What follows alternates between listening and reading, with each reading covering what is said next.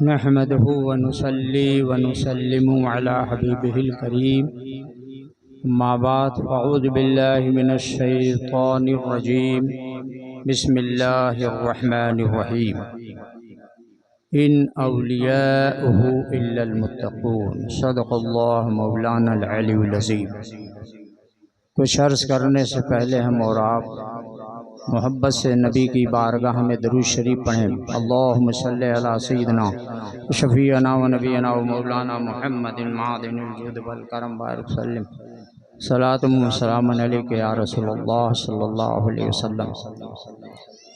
अज़ीज़ाने गिरामी, हम और आप एक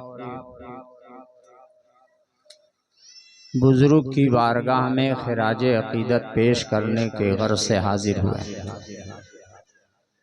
हमें कैसे रहना चाहिए, किस तरह से हमको यहाँ बैठना चाहिए, उलमा की तकारीर और शोरा के अशार को किस तरह से सुनना चाहिए, बड़ी कमियां हैं हमारे और आपके अंदर। आला हज़रत इमाम अहले सुन्नत फरमाते हैं रहमतुल्लाह ताला अलैह, तेरे गुलामों का नक्शे कदम है राहे खुदा। तेरे गुलामों का, देखो वो गुलाम सोए हैं जिनके उर्स में आए हो, तेरे गुलामों का नक्शे कदम है राहे खुदा। वो क्या बहक सके जो ये सुराग लेके चले। आला हजरत ने इसीलिए फरमाया कि जो बुजुर्गों का दामन थामे रहेगा वल्लाह वो बहक नहीं सकता। आज जो बुजुर्गों को छोड़ दिया उसकी कोई गारंटी नहीं है।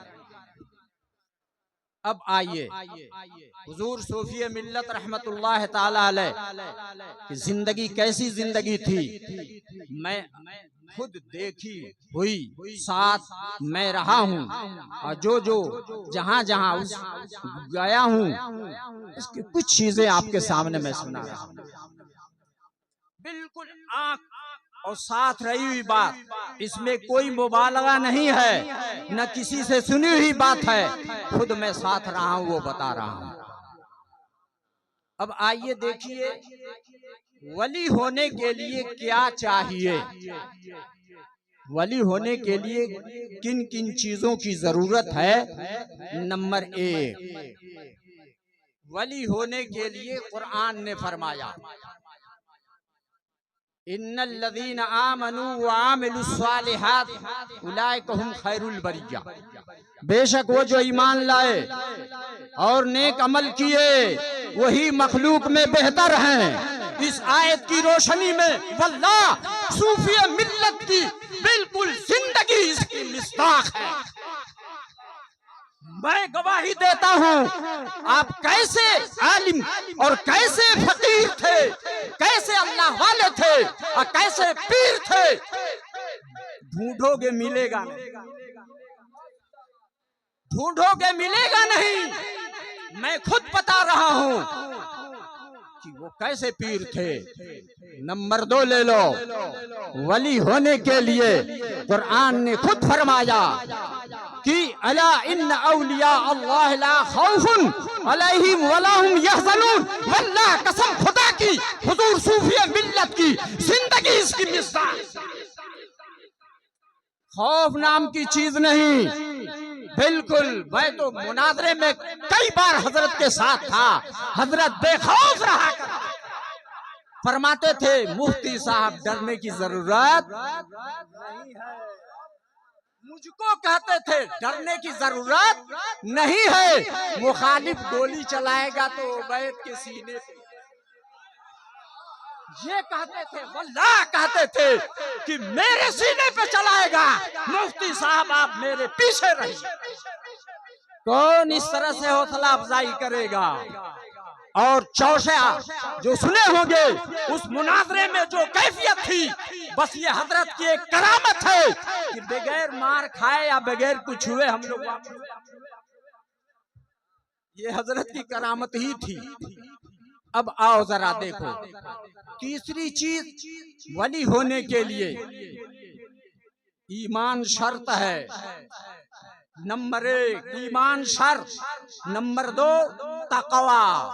कुरान ने फरमाया इन औलियाउहु इल्लल मुत्तकून, नहीं है कौन अल्लाह के दोस्त मगर कौन लोग हैं, वही है जो साहिबे तकवा। और तकवा से पहले ईमान। सूफी मिल्लत का ईमान इतना मजबूत था, यही तो बातें फरमाया करते थे, डरने की जरूरत नहीं है, अल्लाह मुहाफिज है, यही फरमाया करते थे। अब आओ अमल क्या है, पहले चीज मैं बता दूं, वली 3 तरह के होते हैं। अल्लाह के वली 3 तरह के। नंबर 1 वली वो होता है जिसको लोग भी जानते हैं कि ये अल्लाह का वली है और वो खुद जानता है कि मैं अल्लाह का वली हूं। नंबर 2 एक वली वो होता है जो अल्लाह का वली होता है, वो जानता खुद है कि मैं अल्लाह का वली हूं लेकिन अवाम नहीं जानता। नंबर 3 एक अल्लाह का वो वली है जो अल्लाह का वली तो होता है लेकिन उसको भी खबर नहीं है कि मैं अल्लाह का वली हूं, लोग भी नहीं जानते हैं लेकिन अल्लाह जानता है कि मेरा वली है। अब हुजूर सूफी मिल्लत की जिंदगी इन तीनों में से किसमें है? लोग भी जान रहे हैं कि अल्लाह का वली, वो खुद जान रहा है कि मैं अल्लाह का वली। नंबर 2 वो जो अल्लाह का वली है वो जान रहा है लेकिन लोग नहीं जान रहे हैं। तीसरा वो जिसको न वो खुद जान रहा है न लोग जान रहे हैं लेकिन वो है अल्लाह का वली। अब आइए जरा देखिए, वली होने के लिए मैंने आपको पहले ही बताया, कुरान ने कहा वली होने के लिए ईमान और तकवा, ये 2 चीजें जरूरी हैं। अब आइए हुजूर सूफी मिल्लत रहमतुल्लाह ताला अलैह के साथ उनके अंदर क्या क्या खूबियां थी।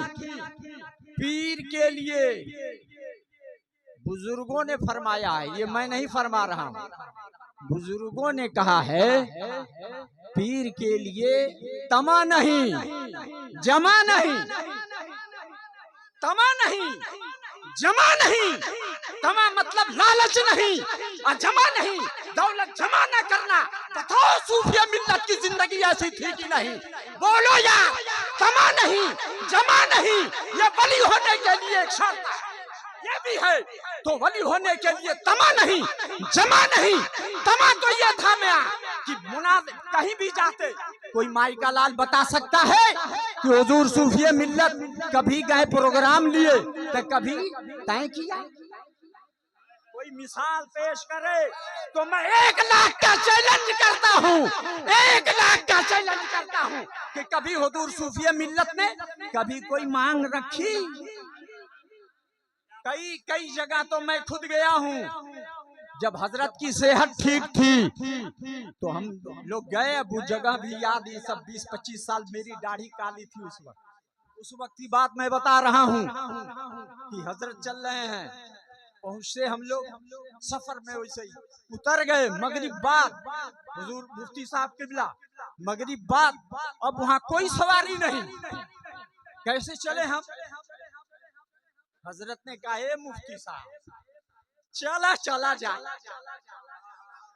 सुनिए चला जाए। मैं समझा कि हो सकता है 2-4 मतलब 10 कदम कुछ देर कुछ होगा, चला जाए। मगरिब बाद अंधेरा होने लगा। अब चलते चलते मेरे जैसा जवान उस वक्त में था, मेरे जैसा आदमी सही में था, लेकिन वाह सूफी मिल्लत चलते चले जा रहे हैं। अजी वहां हम लोग 9:30 बजे पहुंचे पैदल चल करके। एक जगह तो खुद पानी था कीचड़ टाइप, और हम लोगों के पास न टार्च है न मोबाइल है।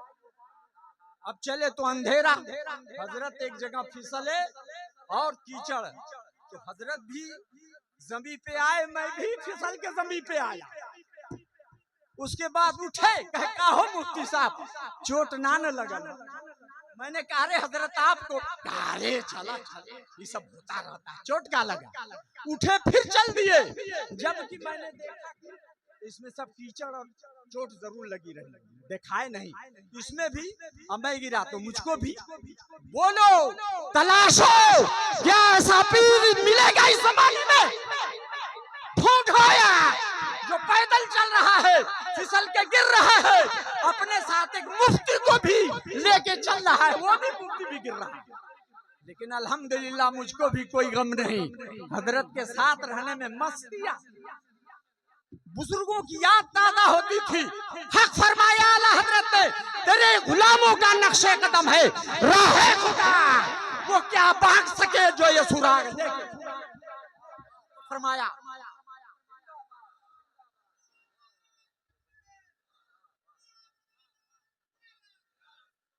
फिर चले वहां। हम 9 बजे रात में पहुंचे वहां, तो हजरत ने कहा मुफ्ती साहब चला मगरिब की नमाज तो हम लोग पढ़ लिए रहे। हमने कहा हजरत जैसा फरमाया, तो कहे पहले नमाज पढ़, नमाज पहले। मैं किसी की बुराई नहीं कर रहा हूं, लेकिन ढूंढो पीर, ख्याल है थके हुए हैं, पैदल चले हैं, उसके बाद पहले चलो नमाज। अल्हम्दुलिल्लाह हजरत ने नमाज पढ़ी। अब उधर जलसा सबकी तैयारी हो गई थी। और उनकी एक आदत हजरत की मैं ये भी बता रहा हूँ, जो इस जमाने में नहीं पाओगे। नमाज पढ़ने के बाद अभी होता है ना भाई पानी होनी, लेकिन उधर जलसे तैयारी हो चुकी है। हजरत ने कहा मुफ्ती साहब चला जाए स्टेज पर। मैंने कहा हजरत, अजी स्टेज पे हजरत पहुंचे, और पहुंच के वहीं पानी वानी आया है क्या आया मुझे याद नहीं है, लेकिन पहुंचे। और आप बताओ कि क्या इस जमाने में कोई ऐसा है पीर जो 9:30 बजे जलसे पहुंचे? और आजकल की तरह नहीं, उस जमाने में 2:30-3 बजे जलसे होते थे। और बैठ के फिर जब सेहत आपकी ठीक थी, उस वक्त की बात मैं बता रहा हूँ, बैठ गए तो बैठ गए, आखिर में सलाम पढ़ के उठते थे। मगर जब सेहत इधर कुछ खराब हुई, तो उस बीच में कभी जरूरत पड़ गई सिंजे वगैरह की, तो गए किए और फौरन फिर स्टेज। एक मर्तबा नारायणापुर का वाकया है। नारायणापुर सुने हैं ना, गाजीपुर, हाँ, वही का मामला। हजरत पहुंचे और उससे मुफ्ती शरीफ शारे बुखारी भी मदऊ थे, मुफ्ती शरीफुल हक साहब वो भी थे। हजरत पहले ही पहुंच गए और हुजूर शारे बुखारी मुफ्ती शरीफुल हक साहब रहमतुल्लाह ताला अलैह आए, आखिर तक रहे। मैंने खुद सुना है, हुजूर शारे बुखारी फरमाते थे, अजी पीर ऐसा ढूंढोगे मिलेगा। हुजूर शारे बुखारी फरमाते थे, क्यों? मैंने कहते ऐसा देखा नहीं जो शुरू से लेकर के बैठे आखिर तक बैठा रहा। आज तो लोग आखिर में आते हैं और आए और चले गए, लेकिन हुजूर शारे बुखारी फरमाते रहे कि ऐसा मैंने नहीं देखा जो शुरू से लेकर के आखिर तक बैठा रहा। अकबर, ये बुजुर्गों ने तारीफ फरमाई है। मालूम हुआ कि हुजूर सूफी मिल्लत रहमतुल्लाह ताला अलैह की वो जिंदगी थी जो बुजुर्गों वाली, यकीनन वो फकीर थे, वो अल्लाह के फकीर रहे। सारी खूबियां हैं। और नंबर 2 खूबी ले लो, वादे के तो इतने पक्के, वादे के इतने पक्के कि जो जुबान दे दिए तो मैं पत्थर गिरे, बारिश हो, कुछ भी हो, जाना है तो जाना है, जाते रहे। इज़ा आहदा फवफा, इस पे अमल, वादा कर लो, अहद कर लो तो उसको पूरा करो। ये जिंदगी थी। और इसमें एक मर्तबा हजरत का ये है कि सख्त बीमार थे, वादा कर लिए और जहाँ जाना था बीच में बहुत सख्त बीमार हुए। अब वहाँ जाने की तारीख आ चुकी और बीमार हैं। वादा कर लिया हूँ जाना है। कहा गया कि अरे हजरत इतना बुखार इतने बीमार है कहाँ जाएंगे? अरे नहीं, वादा ना मैंने किया है, अगर नहीं जाऊंगा तो गरीबों का दिल दुखेगा, गरीबों का दिल दुखेगा। कि उबैदुर रहमान ऐसी फरमाते थे, वादा करके नहीं आया, ये मैं नहीं कर सकता। कहा इज्जत बीमार है, कहा बीमारी तो आती जाती रहती, बुखार के आलम में बीमार हैं, लेकिन वादा पूरा करने के लिए वहां पहुंच रहे हैं। लाओ मिसाल, यहाँ लाओ मिसाल, है कोई मिसाल? सोचो, हुजूर सूफी मिल्लत इतने वादे के पक्के थे, आज तो कुछ नहीं होता है। लेकिन बाद लोगों का ये हाल है, मैं किसी की बुराई नहीं कर रहा हूँ, मैं नाम नहीं ले रहा हूँ, लेकिन ये सच मैं कह रहा हूँ, क्योंकि मैं भी अब बूढ़ा हो रहा हूँ, रिटायर हो गया, इसीलिए मैं कह रहा हूँ। और जिंदगी नेपाल और हिंदुस्तान का जो है मैंने बड़ा रौंद डाला तकरीरों से, बड़े बड़े लोगों के साथ साबका पड़ा है, बड़े बड़े पीरों के साथ, छोटे छोटे पीरों के साथ, लेकिन जो खूबी हुजूर फकीह, हुजूर जो है सूफी मिल्लत के अंदर मैंने नहीं देखा। वो जात थी, ये मत समझो कि मैं ये इस तरह से, कसम वल्लाह मैं कसम खा के कहता हूँ कि जो आपकी जिंदगी थी अमली जिंदगी थी, ऐसा नहीं कि सिर्फ फाकू वाकू नहीं, जो करते थे वो अमल करते वो जिंदगी थी। और रास्ते में एक जगह हम लोग जा रहे थे, कुछ बच्चे जो है देखे तो बाबा बाबा कहे, बाबा बाबा, हजरत रुक गए, पैदल थे, मैं भी था, हजरत भी, बाग से इसे कट के हम लोग जा रहे थे। और ये नहीं कि आपके गाजीपुर का, दूसरी जगह का वाकया है, गाजीपुर जिले की बात मैं नहीं बता रहा हूँ, नहीं कहाँ कैसे बच्चे थे। उसके बाद हाँ बाबा बाबा, तो हजरत रुके, का बाबा बाबा, कुछ चाहत हो का? हाँ बाबा कुछ खाए के चाहे। अब जल लड़के रहे, जेब में हाथ डाले और डाल करके उसमें बड़ा बच्चा जो होशियार रहा, कहे देख बेईमानी मत करिए, बेईमानी मत करिए, सबहन के बराबर बराबर सब बच्चन के हिले, सबहन के दे के खिला देना। जी सरकार गौसे पाक फरमाते हैं रहमतुल्लाह ताला अलैह, मखलूके खुदा को खिलाना ये मेरे नजदीक बहुत पसंद है। गौसे आदम ने फरमाया है, और सरकार गरीब नवाज की जिंदगी थी, सिलसिले चिश्तिया के वो बुजुर्ग सूफी मिल्लत के अंदर यह भी खूबी थी कि वो खिलाया। तो अल्लाह का वली जब जिंदा रहता है तब भी मखलूके खुदा को खिलाता है, और दुनिया से जाने के बाद भी खिलाता है। देखते नहीं आस्थानों पर जिंदा रहते हैं तब भी अता करते हैं, और दुनिया से चले गए तब भी आस्थाने पे फकीर जीते हैं। जिंदगी है सूफी मिल्लत रहमतुल्लाह ताला अलैह। अब आओ अमल की बात। आज तो है सब कुछ दुनिया भर का आप लोग टिमटिमा करे हो ना, ऐसा मैंने खुद देखा है। हजरत ऐसे बैठे रहते थे, उस जमाने में कुछ था मामला ऐसे, तो कहते ये का टिक टाक करत हो, टिक टाक का वल्लाह ऐसी टिक टाक इतना कस के डांटते थे। तो मैं अपना बस कह ही रहा हूँ कि ये सब हुजूर सूफी मिल्लत के ख्याल से यकीनन ये मिलता जुलता ये अमल नहीं है। हजरत इससे बहुत ही चिढ़ते थे और नाराज होते थे, बिल्कुल टिक टाक। और पांचवी खूबी हजरत की मैं बता रहा हूँ, मिंबरे रसूल पे आ जाते, कोई मिंबरे रसूल पे आता, जबकि सुभान अल्लाह आपकी जात क्या जात है, आता सबसे पहले खड़े होते, आलिम दीना रहे तादीम करो। अगर कोई नहीं खड़ा होता इतना डांटते, अब मजमे ही को नहीं अवाम को, खड़े हो अवाम, इनको जलसे वालों खड़े हो, आलिम दीना रहे, डांट के खड़ा करवा देते, तादीम करो, तुम नहीं करोगे तो कौन करेगा? ऐसी कहीं खूबी पाओगे? अब तो सब चाहते हैं इल्ला माशाअल्लाह कि सब हमारे ही तारीफ करें, हजरत खुद खड़े होते थे, उलेमा की इज्जत करते थे और लोगों से कहते कि खड़े हो जाओ, इज्जत करो। वाह रे सूफी मिल्लत, कुर्बान जा आपकी जिंदगी पर। अल्लाह अल्लाह, कैसी आपकी जिंदगी थी। और जब नसीहत फरमाते थे तो आपके जुमले बुजुर्गों से मिलते जुलते वो जुमले होते थे, लेकिन अकीदे और मसलक में बड़े टाइट थे।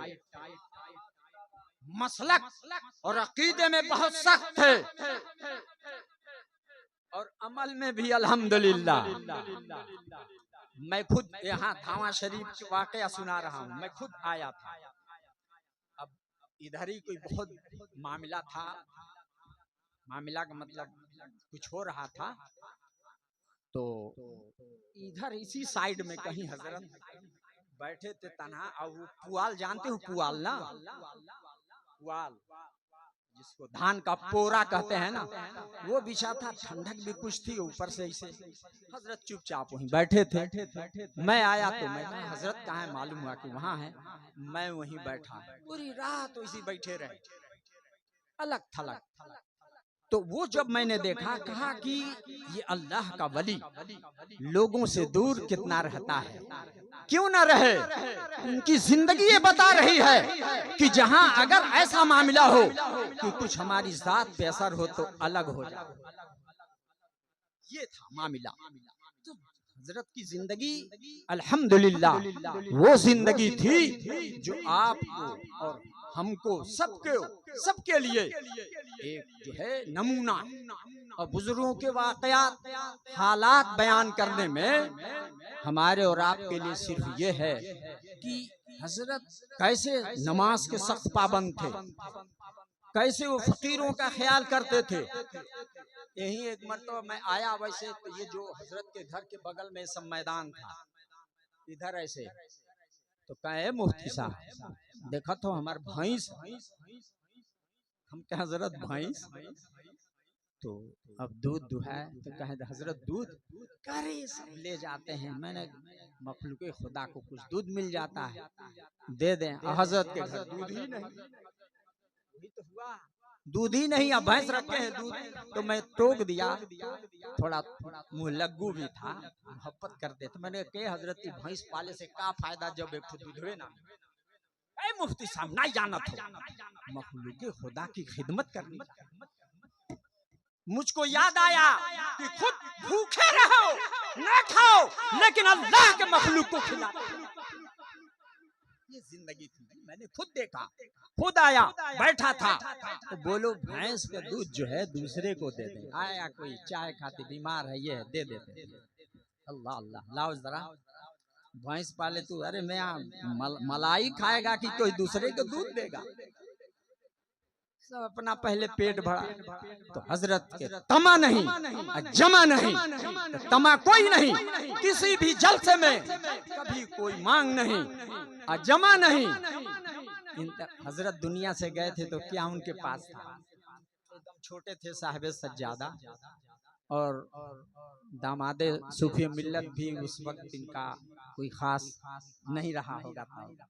ये क्या बता सकते हैं, लेकिन मौलाना अनवार साहब हैं हो कहीं, अच्छे चले वो जरूर बता सकते हैं, क्योंकि 1985 से लेकर 2013 के आसपास तक हजरत की यानी सोहबत में रहे, वो जरूर बता सकते हैं। कुछ कुछ मैं भी बता रहा हूँ।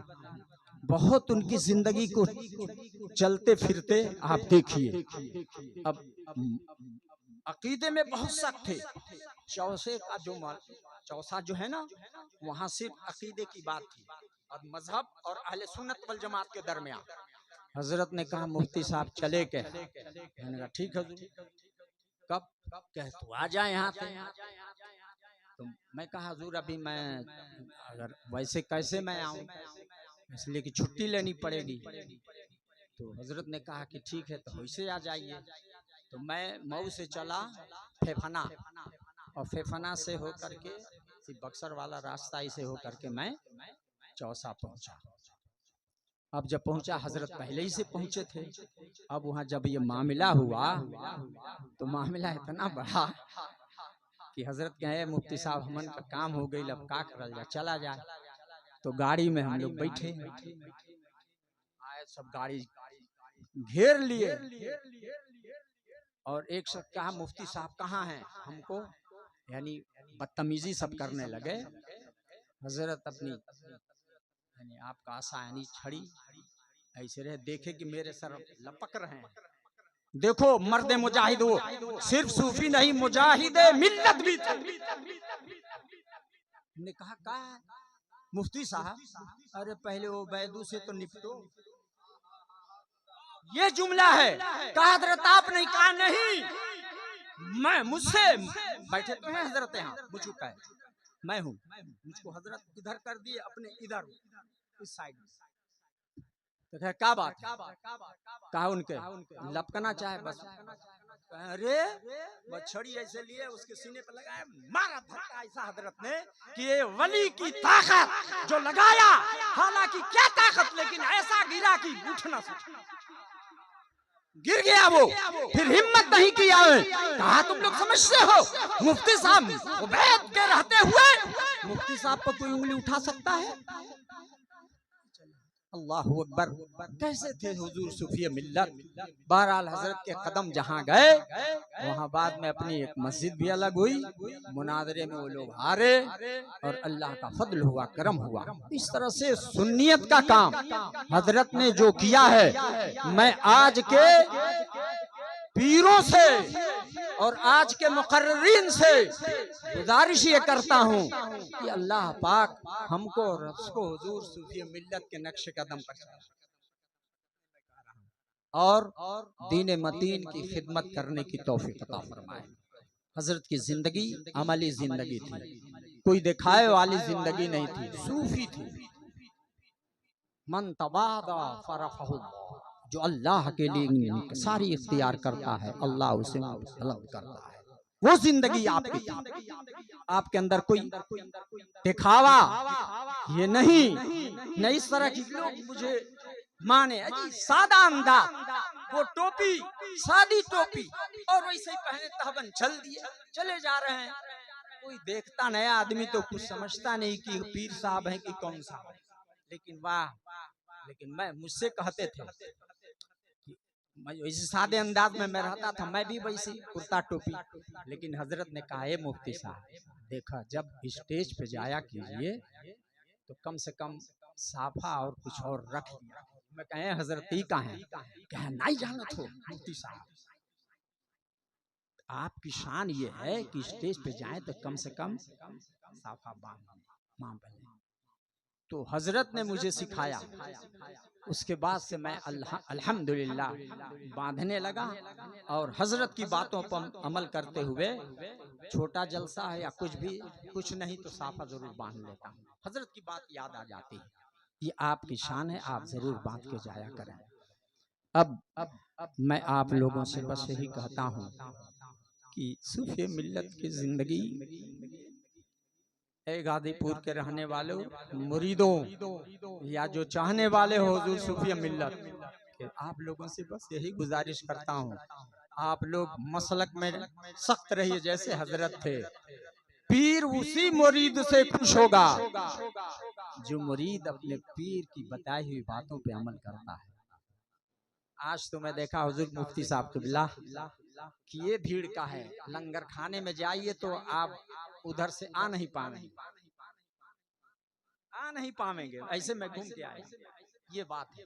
लेकिन बहरहाल ये हजरत का करम है कि भाई जो जिस नियत से आ रहा है, खाने के नियत से आया तो खाइबे करेगा, पैबे करेगा, और जो सवाब के लिए आया है तो वो भी फैज पैबे करेगा, पाएगा।